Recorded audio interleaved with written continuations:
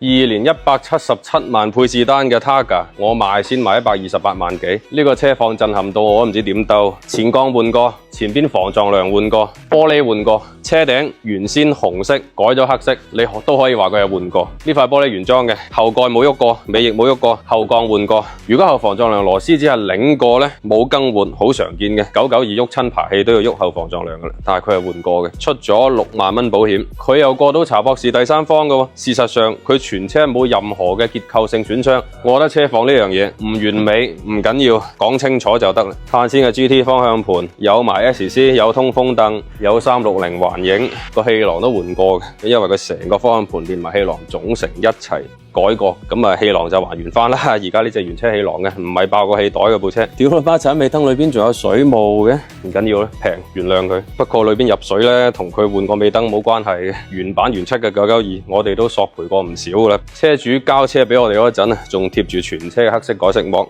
幾多膠印。咁啊好彩仲貼咗浸原裝嘅隱形車衣，所以如果啲膠除唔乾淨，大不了搣埋浸車衣嘅啫。全車但凡俾我揾到半點結構性損傷，我起碼可以同佢壓價20萬起。佢就係撞得咁啱，部車又過到第三方，你哋覺得買唔買得過呢？